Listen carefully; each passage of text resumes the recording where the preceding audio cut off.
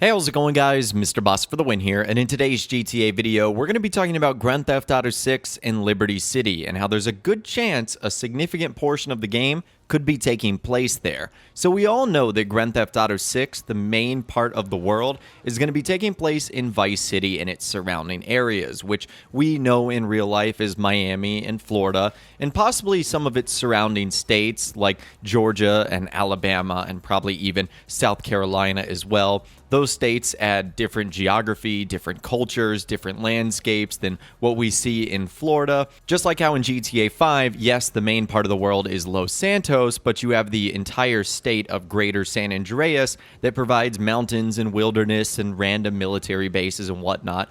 All things you wouldn't typically see inside of a city. Now, do you guys remember this picture right here? This was actually discovered all the way back in 2015. And what you're looking at right here is a picture of Middle Park, which is in Liberty City, but it's using Grand Theft Auto 5's modern day Rage engine. And if that doesn't make any sense to you, well, that's because Middle Park is in Liberty City. The last time we've seen Liberty City was in Grand Theft Auto 4. So why is a portion of Liberty City being modernized in Grand Theft Auto 5's engine? Well, we all speculated that it was going to be because Rockstar had plans to put that in Grand Theft Auto 5, but maybe this was them testing the water for GTA 6. So we actually heard from Rockstar Games insider Tez Funds 2, who was responding to a lot of people that were wondering about this and if it had any connection to Grand Theft Auto 6, and he said this: a Liberty City DLC was planned early on, in addition to what Rockstar had planned for single-player DLC,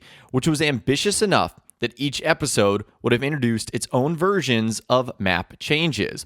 All of this is the reason why I would like Rockstar to return to doing that, with their plan to support Grand Theft Auto 6 post-launch. That would be incredible. We saw a little bit of that with GTA 5, and Red Dead Redemption 2, where the map would change throughout the story, but there would be kind of minor things. Like, for example, in GTA 5, a bank might be closed after you rob it, or there's a helicopter crash through a motel. In Red Dead Redemption 2, it might be a railroad being built, or it might be a farm settlement that's finally established. What I'm talking about here is significant changes to the world.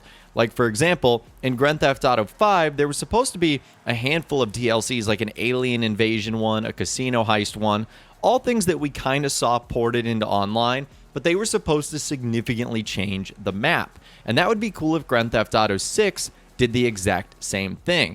And it would be extremely cool if one of those had us going to Liberty City. Now, before you say there's no way that Rockstar is going to make Liberty City and Vice City, they're on basically opposite sides of the country for the most part. Well, logistics aside, I believe this is something Rockstar's actually wanted to do for quite some time. They actually have a sort of a trend of revisiting ideas that they wanted to do years ago, and when they finally feel like they have the tech or the manpower or the development team to actually pull it off, they implement it into the game. Like, for example, did you know that Grand Theft Auto 3 and Vice City was supposed to have first-person mode? And there was supposed to be a multiplayer mode planned for Grand Theft Auto 3. Or the fact that they wanted to have multiple playable protagonists in a single game with GTA San Andreas, which finally came to fruition with Grand Theft Auto 5. So in GTA 5, in a way, they were able to do a lot of what they wanted since 2001, and map expansions and having all GTA cities in a single game is something they've talked about many times before. So it would not be shocking if they dip their toe in the water here, and instead of having all cities in the GTA universe, it's Vice City and Liberty City. Considering we already visited the West Coast in GTA 5, let's go back to the East Coast in Grand Theft Auto 6. So I could totally see them doing this in either single player or in multiplayer, however they wanted to sort of shape that up. So I think that would be pretty cool. Now, moving on to some more follow-up regarding this, someone ended up asking, I've read about this, but I've always wanted to know which of the 3 scrapped DLC episodes was Liberty City planned for. Any idea? And he said none. It was supposed to be its own thing. I guess a 4th DLC, you could say. So why this is good news is because a lot of the other scrapped DLCs that we saw for Grand Theft Auto 5, think of the alien invasion one, think of the casino heist one. They were basically all reused for Grand Theft Auto Online. We saw that with the Diamond Casino Heist update. We saw that with the Doomsday Heist update. It was basically all reused. There's really been nothing reused from Liberty City, if really anything. There might have been either a handful of vehicles that we might have seen exclusively in a Liberty City area, but Rockstar hasn't done anything where they've used content suggesting Liberty City is going to be in the game. So it kind of makes you think, okay, have they decided to just save that one for the next version of Grand Theft Auto, which of course would be GTA 6? It kind of looks like all signs are starting to point to that. And then the big question is, would that be utilized for single player or multiplayer? We obviously know the success of GTA's multiplayer, but would they put it in right off the bat as a map expansion?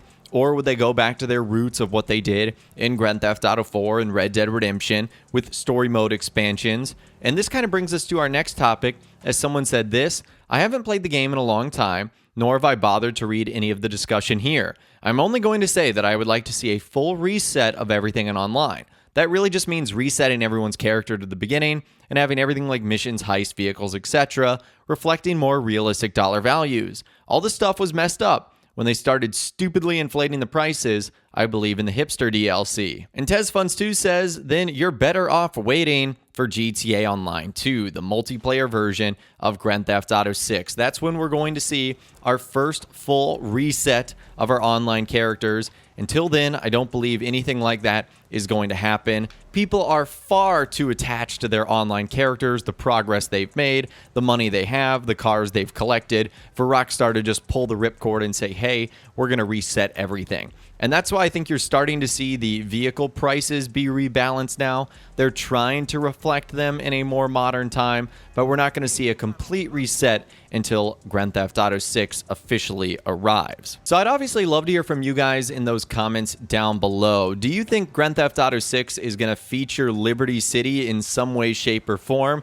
If you think yes, how are they going to do it? Is it going to be sort of like a Cayo Perico, or is it going to be a Guarma or a North Yankton part of the map, where it's like one or two missions or one specific chapter? Or is it going to be its own island? Is it going to be a single player or story mode expansion saved exclusively for multiplayer? Or do you think it's not coming into the game at all? Let me know what you think in those comments down below. I'd love to hear from you guys down there. If you guys did go on to enjoy this video, though, a like rating would of course be awesome. And be sure to subscribe to my YouTube channel if you are new. You want to stay up to date on all the latest GTA and all the Rockstar Games videos that I'll be doing here on my channel. And be sure to ring that notification bell as well. Sometimes YouTube just doesn't work, and if you ring that bell, you'll always be guaranteed to be notified when new videos arrive. But of course, as always, guys, thank you all so much for watching. Take care, and I'll see you guys in the next video.